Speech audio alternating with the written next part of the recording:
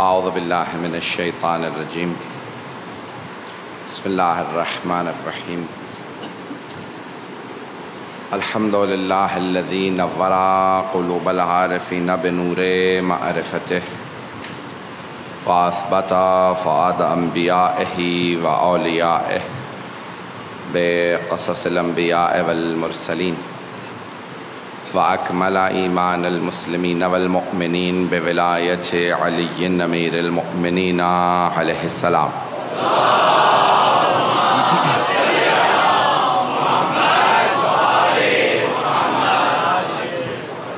والصلاة والسلام والتحية والإكرام على أفضل الموجودات العبد المؤيد والرسول المسدد المصطفى الأمجد المحمود الأحمد أعني أبا القاسم محمد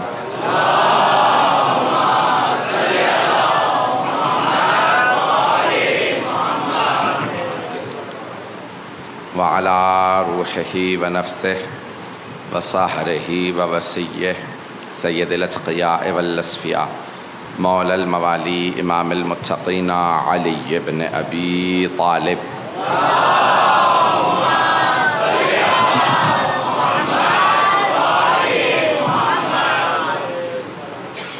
وعلى أوصيائه لا سيما بقية الله في الأرضين روحي وأرواح العالمين لتراب مقدمه الفداء واللعنة الدائمة على أعدائهم أجمعين من الآن إلى قيام يوم الدين أما بعد فقد قال الله الحكيم في كتابه الكريم بسم الله الرحمن الرحيم فأقم وجهك للدين حنيفا فطرة الله التي فطر الناس عليها لا تبديل لخلق الله ذلك الدين القيم ولكن أكثر الناس لا يعلمون صدق الله العلي العظيم صلوات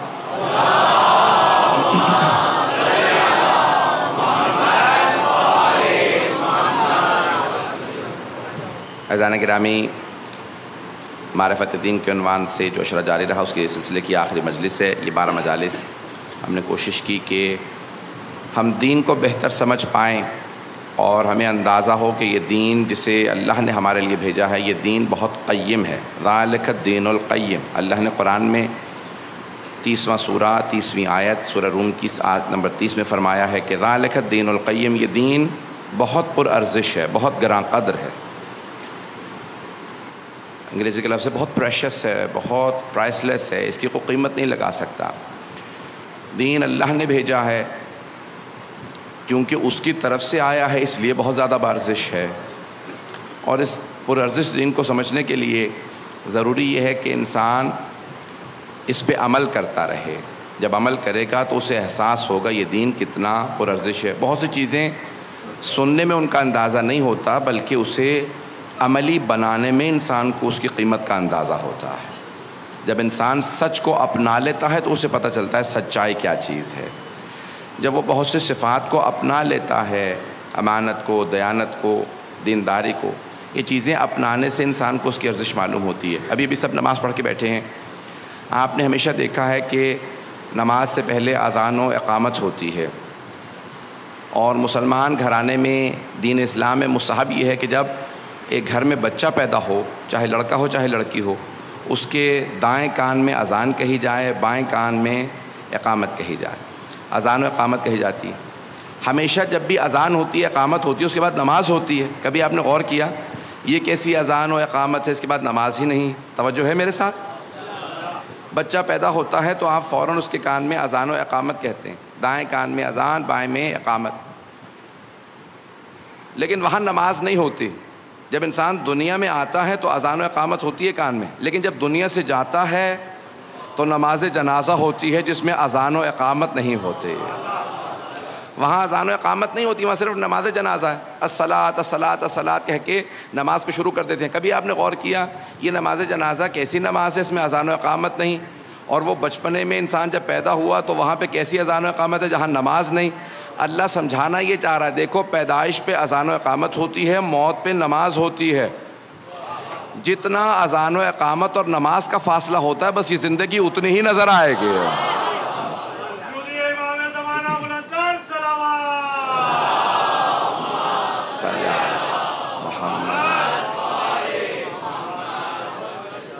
یہ انسان کو مرنے کے بعد بس اتنی ہی زندگی محسوس ہوگی. جب جناب نوح علیہ السلام سے پوچھا حضرت ملک الموت نے, حضرت اسرائیل نے سوال کیا, کہا کہ اے نبی خدا, سب سے لمبی زندگی آپ کی تھی, کیسا محسوس ہوا, کتنی زندگی گزاری ہے؟ کہا سب سے لمبی زندگی. مجھے تو محسوس ہوا میں ایک دن دنیا میں رہا ہوں, کچھ عرصہ رہا ہوں. کہا نہیں, سب سے لمبی زندگی آپ کی ہے. کہا نہیں, مجھے محسوس نہیں ہوا سب سے لمبی زندگی میری ہے, بہت جلدی گزر گئی ہے زندگی. 2500 سال جناب نوح جیے تھے, 2500 سال. قرآن کے الفاظ ہیں 950 سال تو صرف طوفان سے پہلے تبلیغ کی تھی. گھبرا رہے ہیں حضرات. یہی سورہ عنکبوت, اس میں ہے الف سنہ الا 50 عام, 1000 سال میں سے 50 کم, یعنی 950 سال. 950 سال صرف تبلیغ کی ہے طوفان سے پہلے. تو کہا یہ زندگی کچھ محسوس نہیں ہوئی, اتنی لمبی زندگی گزار کے بھی پتہ چلا کچھ نہیں میں نے زندگی اس دنیا میں گزاری. تو حضرت ملک الموت نے کہا کہ اے نبی خدا, ایک ایسی قوم آئے گی جو صرف 50-60 سال جیا کریں گے. تو جناب نوح نے کہا اگر مجھے اللہ بتا دیتا نا کہ آپ نے صرف 50-60 سال دنیا میں رہنا ہے تو میں پوری زندگی بس ایک سجدے میں گزار دیتا, میں پوری زندگی ایک سجدے میں گزار دیتا. تو حضرت ملک الموت نے کہا اے نبی خدا, ان کے پاس ہر شے کا وقت ہوگا, نہیں ہوگا تو بس سجدے ہی کا وقت نہیں ہوگا. عزیزان گرامی, یہ دین بہت پرارزش ہے, بڑا قیم ہے, بہت قیمتی ہے. ایسا نہ ہو کہ ہم اسے دنیاوی اشیاء میں گزار دیں. بعض وقت بالکل دین نے ہر دنیا کے ہر مرحلے کے لیے, اس دنیا کے ہر مرحلے کے لیے آپ کو کوئی نہ کوئی سبق دیا ہے. ہر مرحلے کے لیے کوئی نہ کوئی سبق ہے. لیکن ایسا نہ ہو کہ ہم صرف دنیا ہی کو سوچتے رہیں, آخرت کو بھلا دیں. آخرت, مولا امیر المومنین کا ایک بہت بڑا فرمان ہے. مولا 2 بلکہ فرامین میں جلیل پیش کروں گا. الدنیا مزرعۃ الآخرہ. ایک تو فرماتے ہیں دنیا آخرت کی کھیتی ہے. جب کسان بیج بو رہا ہوتا ہے نا, اب یہاں پہ بہرحال دنیا کے بڑے کاش کے ممالک میں آتا ہے, 70% آپ کی آبادی ابھی تک دیہی آبادی ہے, گاؤں دیہاتوں میں رہتی ہے. زراعت جب کر رہے ہوتے, جب کسان بیج بوتا ہے نا تو اس وقت اسے نظر نہیں آ رہا ہوتا, وہ کہتا ہے ابھی مجھے بڑی محنت کرنی ہے. لیکن جب چند مہینے گزر جاتے ہیں اور وہ فصل کاٹنے لائق ہو جاتی ہے, اسے اس وقت لطف آتا ہے کہ اس وقت میں نے بیج بویا تھا, پانی دیا, مسلسل ہل چلاتا رہا, آج میری محنتوں کا مجھے پھل مل رہا ہے. جب وہ فصل کاٹتا ہے تو اسے احساس ہوتا ہے. مولا فرماتے ہیں یہ دنیا میں جتنی زندگی گزار رہے ہو, یہ تم ہل چلا رہے ہو, فصل آخرت میں کاٹنی ہے. ہم میں سے بہت سے لوگ ہوتے ہیں یہاں پہ محنت کرتے ہیں کہ میں نے اتنی نمازیں پڑھی, مجھے کیا فائدہ ہوا, دولت تو آئی نہیں, یہ تو آیا نہیں, شہرت تو ملی نہیں. عزیزان گرامی, مولا فرما رہے ہیں یہاں پہ صرف تیاری ہو رہی ہے, فصل آخرت میں کاٹنی ہے. دنیا میں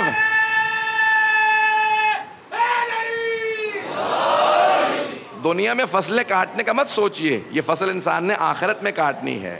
یہاں پہ صرف بیج بویا ہے. لیکن البتہ کوئی یہ نہ کہے مجھے اچھی فصل کیوں نہیں ملی, بھائی جو بوئیں گے وہی کاٹیں گے. ایسا ممکن نہیں ہے کہ پیاز بو دیں اور سیب کی توقع لگا کے بیٹھ جائیں.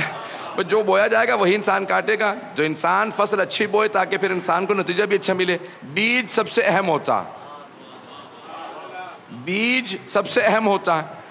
پہلے ہی معلوم کر لیجئے میرے ہاتھ میں بیج کون سا ہے.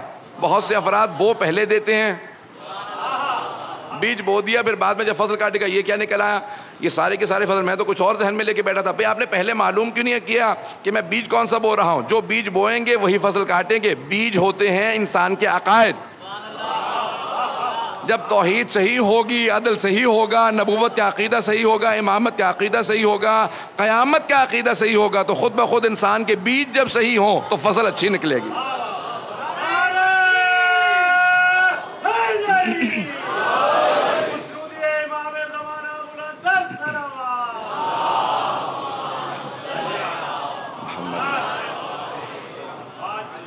مولا کا دوسرا فرمان بھی پیش کرنا چاہتا ہوں, جس میں مولا امیر المومنین فرماتے ہیں, کہا کہ مولا فرماتے ہیں آج تیاری کا دن ہے, آج تیاری کا دن ہے. غدن السباق. اب یہ لفظ سباق دوڑ کو کہتے ہیں, انگریزی میں لفظ استعمال ہوتا ہے ریس. دیکھا آپ نے, ریس لگتی ہے, لوگ دوڑتے ہیں, بھاگتے ہیں, مقابلہ ہوتا ہے. سباق, مسابقہ, مقابلہ, کہ دیکھتے ہیں کون جیتتا ہے. ایسا ہوتا ہے یا نہیں ہوتا؟ شاید پاکستان میں ختم ہو گیا, آپ حضرات خاموش بیٹھے ہیں. بالکل. عزیزان گرامی, یہ انسان تیاری کرتا ہے, اس کے بعد کہتا ہے بھی میں نے جب بھاگنا ہے, ایک دوڑ کے اندر مقابلہ ہونے والا, تو انسان تیاری کرتا ہے. ہر روز دوڑے گا، 100 میٹر دوڑے گا، 200، جتنی بھی دیر ہے اتنی وہ تیاری شروع کر دے گا تاکہ اسٹیمنا بلڈ ہو جائے. پتہ نہیں لوگ ہیں یا نہیں ہیں. انسان اپنے سانس کو تیار کرے گا، باڈی کو تیار کرے گا، انسان اپنے آپ کو تیار کرے گا. مولا امیر المؤمنین نے بہت پیاری مثال دی ہے. فرماتے ہیں آج تیاری کا دن ہے، غدن السباق، کل دوڑ لگے گی. جو دوڑ میں کامیاب ہو گیا وہ جنت میں پہنچ جائے گا، جو پیچھے رہ گیا اور گر گیا وہی جہنم میں گرے گا. تو مولا کہتے ہیں تیاری اچھی کر لو تاکہ جنت کے جب راستے میں جاؤ تو دوڑ میں کامیاب ہو جاؤ. مولا فرماتے ہیں کہ اس تیاری کو اچھی طرح سے رکھو. صراط پہ وہاں پہ بھی آپ کہیں گے وہاں پہ بھی ریس ہے، لیکن وہاں جسم کی ریس نہیں ہوگی، روح کا مقابلہ ہوگا. توجہ سے سنیں گے حضرات. اب وہاں پہ بھی پل صراط ہے جس کے 50 مقامات پہ روک کے سوال کیا جائے گا. آپ نے سن رکھا ہے نا اتفاقاً یہ حدیث ساری سب مسلمانوں کی کتابوں میں ہے، یہ شیعہ سنی سب کتابوں میں ہے کہ پل صراط بال سے زیادہ باریک ہے، تلوار سے زیادہ تیز ہے، اور میدان محشر سے پل صراط بنا ہوگا. صراط نام ہے، صاد رے الف توئے. میدان محشر سے، اور پار جنت ہوگی، بیچ میں جہنم ہوگی، اور لکھا یہی ہے کہ اس میں سے آگ، جہنم میں آگ لگی ہوئی ہے، لیکن اندھیرا بہت زیادہ ہوگا. تو کسی نے پوچھا مولا آگ سے تو روشنی نکلتی ہے، اندھیرا کیوں ہوگا؟ مولا نے کہا آگ سے دھواں بھی نکلتا ہے، تو دھواں اتنا زیادہ ہوگا کچھ نظر نہیں آ رہا ہوگا. کہ پھر مولا کیسے جائیں گے ہم صراط کو، کیسے پار کریں گے؟ تو امیر المؤمنین کے القاب میں سے ایک لقب ہے مولا کا، قائد غر المحجلین. سن رکھا ہے لقب مولا کا؟ مولا کا لقب ہے قائد غر المحجلین. تھوڑا سا میں اس کو قائد کہتے ہیں رہبر کو، آگے چلنے والے کو. جو سامنے چلتا ہے اسے قائد کہا جاتا ہے. پتہ نہیں لوگ ہیں یا نہیں ہیں. اونٹوں کو چرانے والے پرانے زمانے میں 2 طرح کے ہوتے تھے. ایک قائد ہوتا تھا، وہ سامنے سے ایک اونٹ کی رسی کو پکڑتا تھا، باقی سارے اونٹ پیچھے پیچھے چلتے رہتے تھے، اسے کہتے تھے قائد. اور دوسرا پیچھے اونٹوں کے چلتا تھا، اسے کہتے تھے سائق. آج ڈرائیور کو عربی میں کہتے ہیں سائق، ڈرائیور کیونکہ وہ اسٹیئرنگ کے پیچھے ہوتا. جو پیچھے چلتا تھا اسے کہتے تھے اونٹوں کو چروانے والے کو سائق، آگے چلنے والے کو کہتے تھے قائد. تھوڑی سی توجہ کیجیے گا. ائمہ نے فرمایا ہے کہ ہم لوگ قائد ہیں، سائق نہیں. ہم اونٹوں کے پیچھے نہیں چلتے، ہم آگے چلتے ہیں. پتہ نہیں لوگ ہیں یا نہیں. اور سے سنیے گا، تھوڑی سی اور وضاحت کروں گا نوجوانوں کے لیے، بزرگ تو پہنچ گئے. سائق جو پیچھے چلتا تھا نا اونٹوں کے، عموماً اس کے ہاتھ میں ایک چھڑی ہوتی تھی، کیونکہ اونٹ جو پیچھے چلنے والا ہوتا ہے نا وہ غلے کی شکل میں چلتے ہیں، ایک ہجوم کی شکل میں چلتے ہیں، قطار میں نہیں چلتے. اور پیچھے چلنے والا جیسے کوئی اونٹ باہر نکلتا ہے مارتا ہوا واپس لے کے آتا. پتہ نہیں لوگ ہیں یا نہیں. وہ مارتا ہوا اونٹوں کو واپس لاتا ہے. گلے میں چلو بس باہر نہیں نکلنا، اسی ساتھ ساتھ سب کے سب ایک ساتھ چلو، تو مارتا ہوا واپس لے کے آتا ہے. میں نے کہا خبردار، ہم سائق نہیں ہیں. آپ اردو میں لفظ استعمال کرتے ہیں، بہرحال کیونکہ اردو میں استعمال ہوتا ہے اس لیے استعمال کر رہا ہوں ممبر سے، کہ ہانکنا. وہ اونٹوں کا ہانکنے والا ہوتا ہے جو پیچھے چلتا ہے ہاتھ میں چھڑی لے کے. ہانکنے والے دنیا میں بہت ہیں، جو پیچھے چلتے ہیں ہانکتے ہوئے لے جاتے ہیں. ریوڑ کو، گلے کو جو ہانکتے ہوئے پیچھے سے چلتے رہے، چھڑی ہاتھ میں لے کے مار مار کے واپس لے کے آئے، وہ اور ہیں. مولا نے فرمایا ہم قائد ہیں. زیارات کے اندر بھی یہی لکھا ہے، قادۃ الامم، قادہ جمع ہے قائد کی. ہم سامنے چلتے ہیں، لیکن وہ جو سامنے چلتا ہے نا وہ صرف ایک کو پکڑتا ہے، باقی خود بخود پیچھے چلتے ہیں.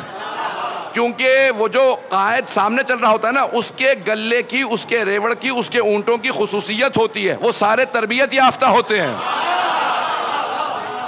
وہ سارے ٹرینڈ ہوتے ہیں، انہیں پتہ ہے ہم نے قطار میں چلنا ہے. عزیزان گرامی، امام زمانہ کا بھی تبھی ظہور ہوگا جب ہمیں تربیت ہو جائے گی. وہ قیادت کے لیے آئیں گے، وہ سامنے چلیں گے. تو عزیزان گرامی، مولا فرماتے ہیں کہ پل صراط پہ مولا کا لقب ہے قائد غر المحجلین. میں اسی کی وضاحت کر رہا تھا، ذہنوں میں ہے نا کہ مولا کا لقب ہے قائد غر المحجلین. عربوں میں گھوڑا پالنے کے بہت شوق ہے، اور عربوں کی بہت سی مثالیں جو ہیں نا وہ جانوروں سے، شیر سے ہے، عقاب سے ہے، گھوڑے سے ہے. جتنی اچھی مثالیں وہ بھی جانوروں سے ہیں، جتنی بری ہیں وہ بھی جانوروں سے ہیں. پتہ نہیں پہنچ رہے یا نہیں پہنچ رہے. حتیٰ قرآن کریم نے بھی مثالیں دی ہیں، تو جانوروں کے نام لے لے کے مثالیں دی ہیں. رسول خدا نے، ائمہ طاہرین نے. مثلا چڑھ امام کی حدیث ہے کہ مجھے شہد کی مکھی بہت پسند ہے. شہد کی مکھی سے ایک بات ضرور سیکھو، صرف پاک صاف کھاتی ہے، پاک صاف پیدا کرتی ہے. کھاتی بھی سارے کے سارے پھولوں کے رس کھاتی ہے، اور شہد پیدا کرتی ہے بہت پاک صاف. کہا وہ افراد جن کا کھانا پینا بھی پاک اور حلال ہو، اور ہر عمل بھی حلال ہو، کہ وہ اللہ کا بہت زیادہ محبوب ہوا کرتا ہے. تو ایسا نہیں کہ اب یہ القاب ہیں جو مختلف مثالیں دی ہیں. عربوں کو گھوڑے پالنے کا بہت شوق تھا. آج دنیا بھر کے اندر عربی نسل کا گھوڑا پالنے کا امتیاز سمجھا جاتا ہے کہ اس کے پاس عربی نسل کا گھوڑا ہے. عربی نسل کے گھوڑے عموماً جو بہت بھورے رنگ کے براؤن کلر کا گھوڑا یا سیاہ رنگ کا گھوڑا, بہت ڈارک رنگ کا گھوڑا, اور اس کی پیشانی پہ ایک سفید رنگ کا نشان بنا ہوتا تھا. ابھی بھی بہت سے عرب نسل کہتے ہیں یہ بہت اعلیٰ نسل کا گھوڑا, پورا جسم اس کا یا سیاہ ہو یا براؤن ہو یا بھورا ہو, اور پیشانی پہ ایک سفید رنگ کا نشان. اس سفید نشان کو بہت اعلیٰ مانا جاتا ہے, اسے کہتے ہیں غرہ, کیونکہ پیشانی پہ اسے کہتے ہیں غرہ, چمکتا ہوا نشان, سفید نشان. پورا بدن اس گھوڑے کا جو ہے وہ سیاہ ہو یا بھورا ہو اور سفید نشان ہو, اس نشان کو غرہ کہا جاتا ہے. محجل کہتے ہیں چمکتی ہوئی چیز کو. مولا کا لقب ہے قائد و غر المحجلین, ان کے قائد و امام جن کی پیشانیاں چمک رہی ہوں گی.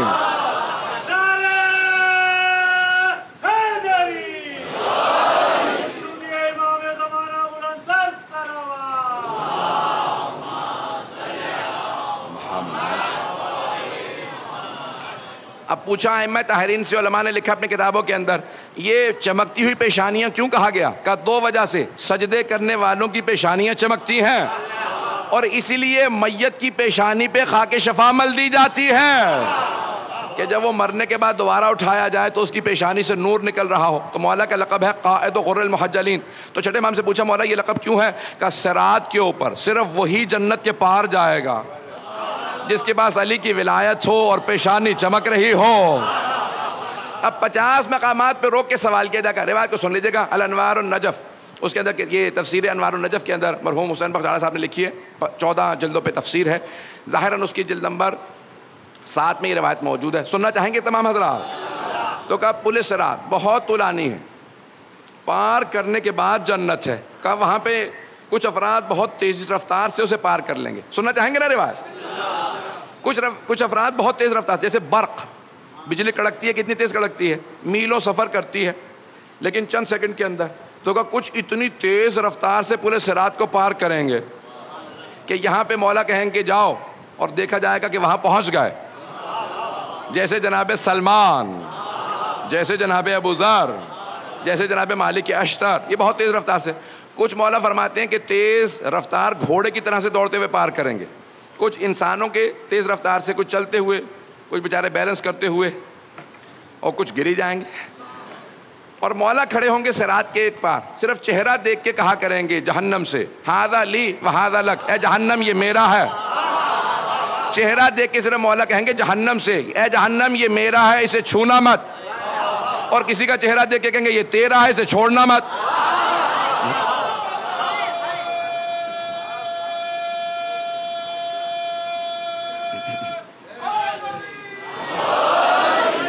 تو اب روایات چھڑے امام سے لکھی ہے, میں جو روایت مکمل کر دو, اگر سننا چاہیں گے تمام حضرات ابھی تک. تو مولا فرماتے ہیں وہاں پہ کہ 50 مقامات پہ روک کے سوال کیا جائے گا. کتنے؟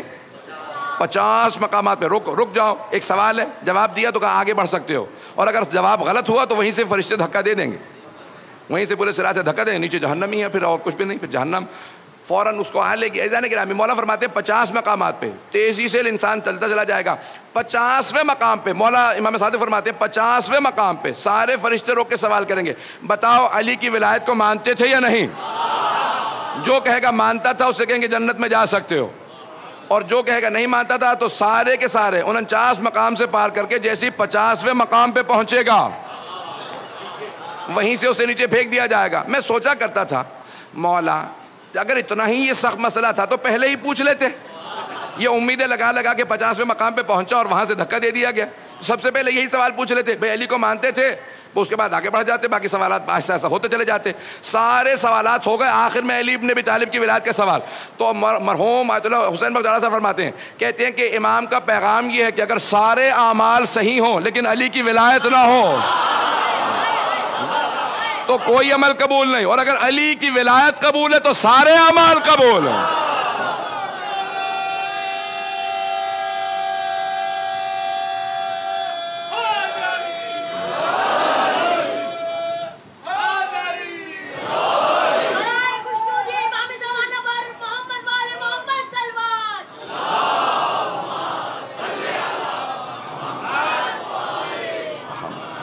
توجہ فرما رہے جانے کرام. تو یہ دین بہت با ارزش ہے. جب تک انسان کو دین کی ارزش کا اندازہ نہ ہو تو مولا فرماتے ہیں کہ انسان تیاری کے لیے اس صراط کو پار کرنے کی تیاری ہونی چاہیے. جانے گرامی, تو وہاں پہ ایک راستہ نظر آئے گا انسان کی پیشانی کے نور کے اندر. کچھ افراد کے لیے بہت زیادہ مسائل ہوں گے, کچھ کے لیے بہت آسانی ہوگی, حتیٰ مولا کے ماننے والوں کے لباس کے لیے بہت زیادہ پریشانی ہوگی. پوچھا مولا کون؟ کہا جو زمین پہ بہت زیادہ اکڑ کے چلنے والے ہیں, جو اپنے سامنے کسی کو کچھ نہیں سمجھتے. تکبر ایک ایسی بلا ہے جو صراط پہ چلنے کو تھوڑا سا مسئلہ بنا دے گی. عزیزان گرامی, مختلف چیزوں کو پھر لکھا. کتاب کا نام ہے منازل الآخرہ, شیخ عباس قمی کی ہے, آخرت کی منازل.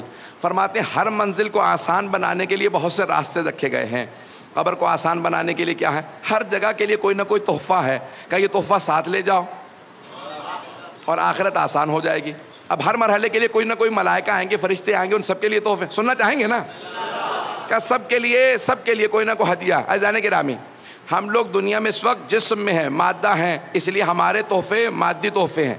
وہ ہیں نور کی مخلوق, فرشتے ہیں نور کی مخلوق, ان کے لیے نورانی تحفے چاہیے.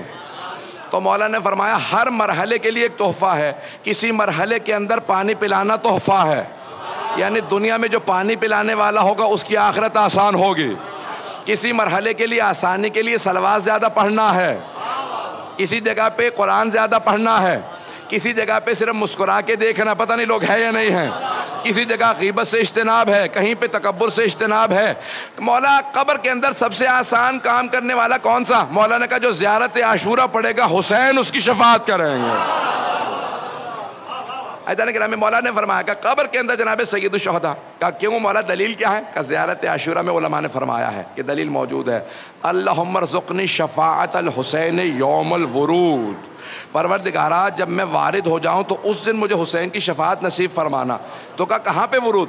ورود فی القبر. کہا قبر کے اندر جب وارد ہو جاؤں. تو ایدان گرامی, کوئی یہ نہ کہ صرف قیامت کے دن شفاعت ہے, نہیں, ہر مرحلے میں شفاعت ہے. یہ انسان کے اپنے اعمال کے لحاظ سے ہے. پتہ نہیں پہنچا پایا ہوں یا نہیں, اپنے اپنے اعمال کے لحاظ سے ہے. بھائی ٹھیک ہے, میں کہتا ہوں کہ وہ اگر شیعہ جو روز قیامت بخشا گیا, کو کمال نہیں کیا اس نے, وہاں تو ترس کھا کے اکثر کو ہی مولا سب کو شفاعت کر کے لے ہی جائیں گے. یہ جو بیچ میں اتنے برزخ کے اندر مراحل آئیں گے, ان کے اندر سختیاں آئیں گی, انسان اس کے اندر بھی شفاعت ہو جائے. عزیزان گرامی, کثرت سے روایات موجود ہے, روز قیامت امام شفاعت کریں گے, لیکن بہت سے ایسے شیعہ ہوں گے کہ مولا اس کی قیامت کا بھی انتظار نہیں کریں گے. جیسے قبر میں جائے گا وہاں پہ کوئی نہ کوئی امام شفاعت کر دیں گے.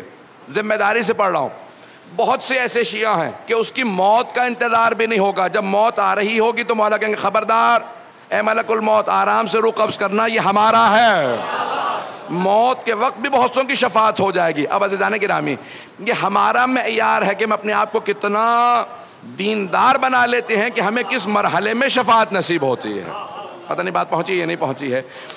اب شاید کہ آپ گھبرا نہ گئے ہوں کہ یہ اتنے سخت مراحل پیش کیا, نہیں, بہت سوں کی مختلف مراحل کے اندر شفاعت ہوگی. عزیزان گرامی, ہم اپنے آپ کو تیار کریں, اتنا دیندار بن جائیں کہ ہم پھر منتظر نہ رہیں قیامت تک کے لیے کہ برزخ بہت طولانی ہے. بہت سوں کی برزخ میں, کچھ کی برزخ کی ابتدا میں ہوگی, کچھ کی برزخ کے اندر کچھ برس سختیوں کے بعد, کچھ کی بہت سی دیر مراحل میں. اور جس کا جتنا رتبہ زیادہ ہے اس کو اتنا ہی امتحان سخت ہے. جملہ میں کہہ گیا, جس کا جتنا, میں چلیں واقعہ جلدی سنا, وقت ہے نا میرے پاس ابھی, ایک واقعہ پیش کر دیتا ہوں. شیخ عباس قمی نے ظاہراً اس کو لکھا ہے. فرماتے ہیں کہ ایک دو علماء بہت بڑے عالم تھے. عالم سے مراد یہاں پہ عام عالم نہیں ہے, بلکہ بہت بڑے جلیل القدر علماء, کیونکہ ہر عالم کا بھی مقام برابر نہیں. کہ بہت جلیل القدر عالم تھے, دونوں دوست تھے. دونوں نے ایک دوسرے سے کہا ہم میں سے جو پہلے مر گیا دوسرے کو آ کے بتائے گا کہ اس کے ساتھ کیا کچھ ہوا, تاکہ دوسرا تیار ہو جائے. کہ کتنے عرصے میں؟ کہ 3 دن کے اندر. وہ کہتے ہیں تقریباً 22 سال گزر گئے. ایک کا انتقال ہو گیا تھا, 22 سال بعد وہ خواب میں آئے. جیسے ہی دوسرے کے خواب میں آئے عالم کے, انہوں نے کہا بھئی آپ نے تو وعدہ کیا تھا پہلے ہی 3 شبوں کے اندر سوئم سے پہلے آ کے بتا دوں گا. 22 سال, مومن تو وعدہ وفا کرتا ہے, جب وعدہ کر لیتا وعدہ پورا کرتا ہے. آپ اتنے بڑے عالم دین ہو کے اتنی احادیث, ہزاروں لاکھوں آپ نے کتابیں پڑھی, احادیث پڑھی, اور آپ نے یہ کیا کیا, وعدہ پورا نہیں کیا. کہ وعدہ پورا تو تب کرتا اگر میں آسانی میں ہوتا. کہا آپ پہ بھی سختی آئی؟ کہاں بہت. اور کس بات پہ؟ چھوٹی سی بات پہ. کہا 22 سال تک سختی اس بات پہ رہی کہ فرشتوں میں ایک مرتبہ گھر سے نکلا تو بارش ہو رہی تھی، تو میں نے باہر نکلتے ہی پانی دیکھا کہ اتنی بارش، فوراً کا کیا بے وقت بارش ہو رہی، کہ یہ کہاں؟ تو فرشتوں نے پوچھا اللہ کہہ رہا ہے کہ تو مجھے صحیح وقت بتا دے کہ بارش کب برسانی چاہیے، تو نے کہا نا بے وقت بارش ہے، تجھے زیادہ پتہ ہوگا۔ کہا وہ ایسا مجھے وہ دیکھیں جس کا جتنا رتبہ زیادہ ہوتا ہے اتنا ہی حساب کتاب سخت ہوتا ہے۔ کہ دنیا کو توحید کا درس دیتے تھے اور تم نے میرے پہ اعتراض کیا، پتہ نہیں بات پہنچی یا نہیں پہنچی۔ نظرانِ گرامی، جیسا جیسا انسان کا مقام ہوگا اتنا ہی اس کا حساب کتاب سخت ہوگا۔ پروردگار ہماری آخرت آسان فرمائے۔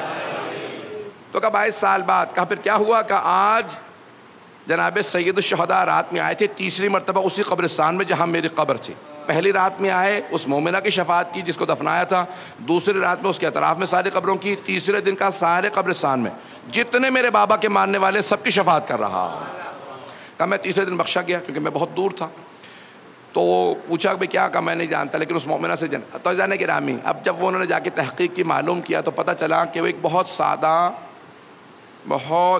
خاتون تھی، مومنہ تھیں، جو گھر میں رہنے والی تھیں، جنہیں دنیا کو کچھ نہیں پتا تھا، بہت سادگی تھی۔ صرف ایک پابندی تھی کہ ہر روز زیارت امام حسین پڑھا کرتے تھے۔ ایسا کہ میں بات کر چھوٹے چھوٹے اعمال جس کو آپ سمجھ رہے ہو تو چھوٹا سا عمل ہے، زیارت وارثہ ہے یا کوئی بھی، حتیٰ میں کہتا ہوں پوری زیارت نہ پڑھ سکیں، میں نے ایک مرتبہ کہا تھا گھر سے نکلتے ہوئے کہہ دیا کیجیے السلام علیکہ یا ابا عبداللہ الحسین، اور جب گھر میں واپس آ رہے ہوں چاہے گھر خالی ہو دوبارہ کہے السلام علیکہ یا ابا عبداللہ الحسین۔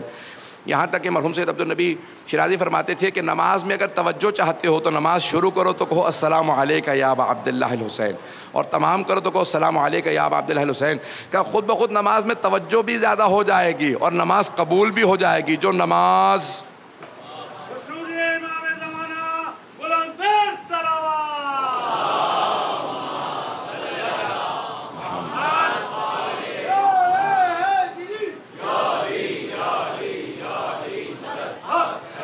جانے گرامی وقت نہیں ہے کہ میں تفصیل میں جاؤں۔ اب یہ انسان اگر دین پہ عمل کرنے لگے تو خود بخود زندگی آسان ہو جائے گی۔ یہ دین بہت پرارزش دین ہے، اس دین کو بچانے کے لیے کتنی بڑی بڑی قربانیاں دی گئی ہیں، دین پہنچانے کے لیے حبیب خدا نے پتھر بھی کھائے ہیں، امیر المؤمنین نے تیر بھی کھائے ہیں، سید الشہداء نے اور ائمہ اہل بیت علیہ السلام نے کتنی سخت قربانیاں دی ہیں اس دین کو بچانے کے لیے۔ جس دین کے لیے اتنی قربانیاں دی گئی ہوں پھر اس دین پہ عمل ہونا چاہیے یا نہیں ہونا چاہیے؟ ہر انسان اس دین پہ عمل کرے، یہ دین بہت بارزش ہے، تو معرفت بڑھاتے چلے جائیے تاکہ عمل بڑھتا چلا جائے۔ 11 محرم کا جب دن نکلا، میدان کربلا تھا، راوی کہتا ہے جیسے ایک ٹوٹی ہوئی تسبیح کے دانے بکھر جاتے ہیں، بیبیاں میدان کربلا میں ایسے بکھر گئیں جیسے ٹوٹی ہوئی تسبیح کے دانے۔ کوئی بی بی کسی لاشے پہ جا کے رو رہی ہے، کوئی بی بی کسی لاشے پہ رو رہی ہے، کوئی بار بار کہتی ہے واہ علی اکبرا، کوئی بی بی کہتی ہے واہ قاسمہ، کوئی کہتی ہے واہ عباسا، لیکن 2 بیبیاں کسی لاشے پہ نہیں گئیں، صرف ایک لاشے کے پاس کھڑی روتی رہیں۔ پہلی بی بی کا نام ہے زینب کبریٰ۔ جناب زینب کسی لاشے پہ نہیں گئیں، صرف اپنے بھائی حسین کے لاشے پہ روتی رہیں اور طواف کرتی جاتی تھیں، کہتی تھیں اماں آپ نے کہا تھا حسین کے گلے کا بوسہ دے دینا، اماں لاشے پہ کوئی جگہ باقی نہیں جہاں میں بوسہ دے سکوں۔ ایک مرتبہ جناب زینب کبریٰ نے طواف کیا پورے لاشے کا اور پھر اس کے بعد کٹے ہوئے گلے پہ لبوں کو رکھا اور بوسہ دیا۔ اور دوسری بیوی جو کسی لاشے پہ نہیں گئی، نام ہے جناب رباب۔ جناب رباب کسی لاشے پہ نہیں گئیں، ایک مرتبہ آئیں۔ سید العلماء نے جملے بہت عجیب و غریب لکھے ہیں، فرماتے ہیں کہ جب جناب رباب آئیں نا جناب سید الشہداء کے لاشے پہ، تو بی بی اتنا روئی تھی کہ آنکھیں پتھرا گئی تھیں۔ ایک مرتبہ کھڑی ہوئیں جناب سید الشہداء کے پاس اور کہنے لگی اے میرے سرتاج حسین، اے میرے آقا حسین، اے میرے مولا حسین، اے میرے مولا، اگر میرے سر پہ چادر ہوتی میں اپنی چادر کا آپ کو کفن دے دیتی۔ پھر فرماتی ہیں اگر میرے ہاتھ کھلے ہوئے ہوتے میں اپنے ہاتھوں سے آپ کے لاشے پہ سایہ کرتی۔ مولا میں آپ کے لاشے کو تپتی ریت پہ پڑا دیکھ رہی ہوں، دھوپ میں چھوڑ کے جا رہی ہوں، وعدہ کرتی ہوں جب تک زندہ رہوں گی کبھی سائے میں نہیں بیٹھوں گی۔ مولا میں جانتی ہوں آپ کو شہادت سے پہلے پانی نہیں پلایا گیا، میرا آپ سے وعدہ ہے میں جب تک زندہ رہوں گی کبھی ٹھنڈا پانی نہیں پیوں گی۔ اجرکم اللہ۔ بی بی نے فرمایا مولا میرے پاس آپ کی 2 نشانیاں تھی، ایک آپ کا اصغر میں نے آپ پہ قربان کر دیا، مولا میرے پاس آپ کی ایک بیٹی ہے وہ آپ کی بہن پہ قربان کر دوں گی، میرا آپ سے وعدہ جب تک زندہ رہوں گی کبھی سائے میں نہیں آؤں گی۔ بس بے 11 محرم کو بیویوں کو قیدی بنایا گیا، لے جایا گیا۔ اب میرے ساتھ چلیے گا، یہ بی بی کربلا سے چلیں، ایک مرتبہ کوفے گئیں، کوفے سے شام گئیں، شام میں رہائی ملی، جب رہائی مل گئی نا تو ہر بی بی بیٹھ کے زمین پہ رو رہی تھی۔ آپ نے کبھی دیکھا ہے دنیا میں جب قیدیوں کو رہائی ملے وہ رونے لگے ہیں؟ ہر قیدی رہائی پہ خوش ہوتا ہے، لیکن اسیران کربلا ایسے تھے جو رہائی ملنے پہ رو رہے تھے۔ مجھے نہیں معلوم یہ رہائی ملنے پہ کیوں رو رہے ہیں، شاید ایک وجہ یہ ہو کہ جب قید میں تھے تو قید میں رونے پہ انہیں تازیانے مارے جاتے تھے، اب جب رہائی ملی تھی تو جی بھر کے رو رہے تھے۔ دوسری وجہ میرا دل یہ کہتا ہے شاید یہ بیویاں اس لیے بھی رو رہی ہوں کہ جن بچوں کو زیادہ شوق تھا مدینے جانے کا وہ سب بچے مر گئے تھے، وہ کوئی اونٹوں سے گرے، کوئی اونٹوں کے پاؤں میں آئے، مختلف طریقوں سے سارے بچے شہید ہو گئے تھے۔ اجرکم اللہ۔ بس بے رہائی مل گئی آل محمد کو۔ جب رہائی ملی تو ایک مرتبہ بیویوں نے کہا شہداء کے سر واپس کر دیے جائیں، شہداء کے سر آنے لگے۔ بس بھئی شہداء کے سر واپس آئے، میں سارے مصائب چھوڑ کے بس 5 منٹ کے اندر مکمل کروں گا۔ شہداء کے سر آ گئے، بیویوں نے سروں کو دیکھا، بہت گریہ کیا، 3 دن تک بیویاں شام میں روتی رہیں۔ ایک مرتبہ مولا سجاد نے کہا پھوپھی اماں بیویوں سے کہہ دیں کل صبح ہم مدینے واپس چلے جائیں گے۔ سب بیویاں صبح تیار رہیں، جیسے ہی فجر کی نماز ختم ہوئی صبح نمودار ہوئی، مولا سجاد نے پوچھا پھوپھی اماں بیویاں تیار ہیں؟ جناب زینب کبریٰ نے کہا بیٹا سجاد سب بیویاں تیار ہیں لیکن آپ کی ماں رباب کا کچھ پتہ نہیں ہے، نہ جانے آج فجر سے کہاں چلی گئی ہیں، رباب کا کچھ پتہ نہیں چل رہا۔ مولا سجاد کے آنسو بہنے لگے کہ پھوپھی اماں مجھے پتہ ہے میری ماں کہاں ہے، بیویوں سے کہیں میرے ساتھ چلیں ہم راستے سے ماں کو لے لیں گے، اگر دیکھ سکے تو میری طرف دیکھیے گا۔ جب مولا سجاد چلے نا بیویوں کو لے کے تو جناب زینب نے سوال کیا کہ بیٹا سجاد یہ راستہ تو زندان کو جاتا ہے۔ مولا سجاد نے کہا پھوپھی اماں میری ماں زندان کی ایک چھوٹی سی قبر سے وداع کرنے کے لیے گئی ہیں۔ علماء کہتے ہیں جیسے ایک ماں بچے سے لپٹ کے روتی ہے، جناب رباب قبر سے لپٹی ہوئی تھی اور بار بار کہہ رہی تھی سکینہ آپ کو سب سے زیادہ شوق تھا، سب سے زیادہ شوق تھا مدینے واپس جانے کا، بیٹی اٹھو ہم مدینے جا رہے ہیں۔ بس بھی ایک مرتبہ بیویاں چلیں، مولا سجاد نے جناب رباب کا بازو پکڑا، ایک بازو جناب زینب نے پکڑا، کہا بس کیجئے بس کیجئے۔ ایک مرتبہ واپس آئے چہلم پہ، جب 40 پہ واپس کربلا پہنچی بیویاں ہر قبر پہ گئیں، مولا سجاد نے ایک قبر کا نشان بتایا، خود جناب زینب نے پوچھا بیٹا سجاد مجھے میرے بھائی حسین کی قبر کا نشان بتا دیجئے۔ مولا حسین نے اشارہ کیا کہ پھوپھی اماں یہاں میرے بابا کی قبر ہے۔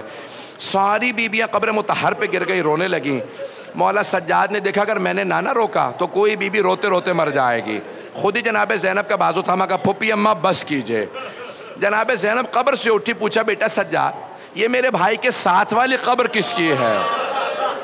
مولا سجاد نے کہا پھوپھی اماں یہ میرے بھیا علی اکبر کی قبر ہے۔ ساری بیویاں دوبارہ قبر پہ گر کے رونے لگیں، پھر مولا سجاد نے روکا، پھر ایک مرتبہ جناب زینب نے پوچھا گنج شہداء میں کس کس کی قبریں ہیں؟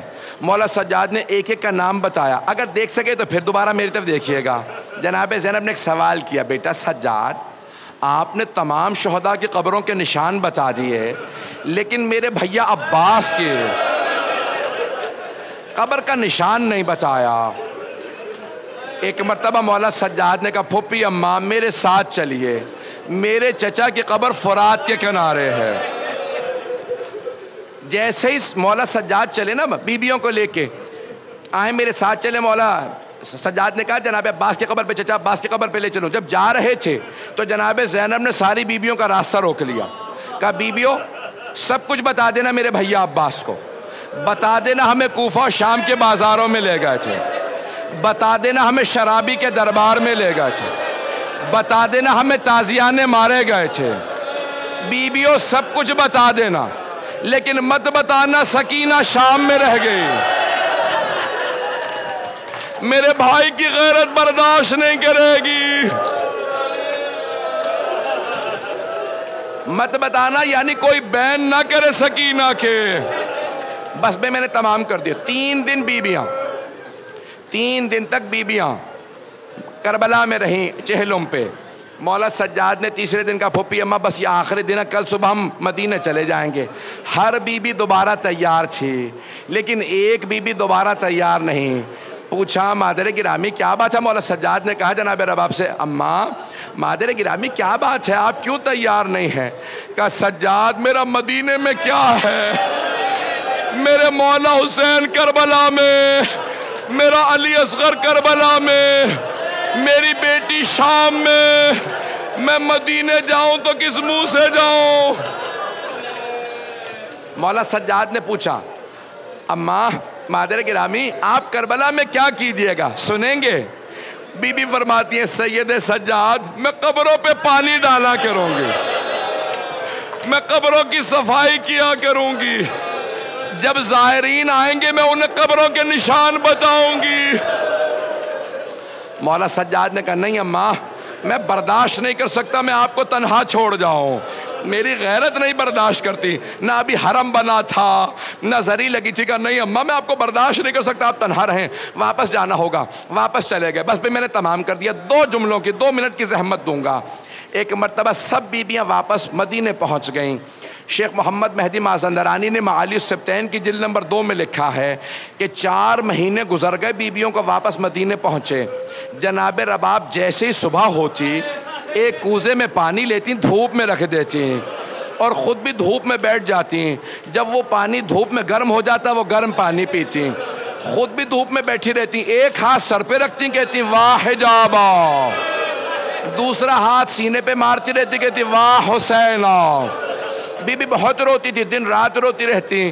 ایک مرتبہ جناب زینب کبریٰ نے کہا بیٹا سجاد اپنی ماں سے کہیں کہ سائے میں آ جائے, بیٹا رباب بہت بیمار ہو گئی ہے, 30 سال کے سن میں سر کے سارے بال سفید ہیں, سارے بال سفید ہو گئے, کمر ٹوٹ گئی ہے رباب کی. جناب زینب نے کہا سجاد ماں سے کہو سائے میں آ جائیں. مولا سجاد ایک مرتبہ صحن میں آئے, کہا اماں آپ کا بیٹا کہتا ہے سائے میں آ جائیے. جناب رباب نے کہا نہیں سید سجاد میں نے آپ کے بابا سے کربلا کی تپتی ریت پہ وعدہ کیا تھا, میں سائے میں نہیں جاؤں گی. مولا سجاد نے کہا اماں اب آپ کا بیٹا نہیں آپ کا امام آپ سے کہتا ہے سائے میں آ جائیے. مولا سجاد نے آواز دی پھوپھی اماں میری ماں کا بازو پکڑے. ایک بازو جناب زینب نے پکڑا, دوسرا بازو مولا سجاد نے جناب رباب کو زمین سے اٹھایا. جیسے ہی اٹھایا جناب رباب نے ہاتھوں کو بلند کیا کہ پروردگارا میرے وعدے کی لاج رکھ لے, میں نے تیرے حسین سے وعدہ کیا تھا میں سائے میں نہیں جاؤں گی. مولا سجاد نے کہا پھوپھی اماں میری ماں کو لٹا دے, میری ماں کی روح پرواز کر گئی.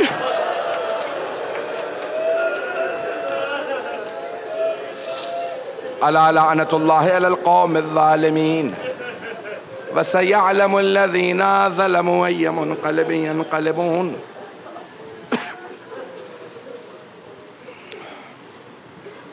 ہاتھوں کو بلند کیجئے گا, مختصر سے دعا کرواؤں گا. پروردگارا ایک ماں کی اجڑی گود کا واسطہ صاحب الزمان کا ظہور دیکھنا نصیب فرما. تمام مومنین و مومنات جو بے اولاد ہیں ان کو اولاد عنایت فرما, مقروضوں کے قرض ادا فرما. آئیں بھائی بس ایک واسطہ دوں گا. مرحوم آیت اللہ اشتہاردی نے ایک جملہ لکھا ہے کہ جب بیبیاں دمشق شہر سے باہر نکلیں، ناقہ پہ سوار تھیں، تو ایک مرتبہ جناب زینب نے آواز دے کے کہا بیٹا سجاد ذرا سواریوں کو رکوا دیجئے۔ جیسی ساری سواریاں رکی، جناب زینب نے کہا بیبیو ذرا ایک مرتبہ دمشق کا رخ کرنا۔ سب نے رخ کیا، بی بی نے ہاتھ اٹھائے، کہا سکینہ میں چھوڑ کے نہیں جا رہی، میں واپس آؤں گی۔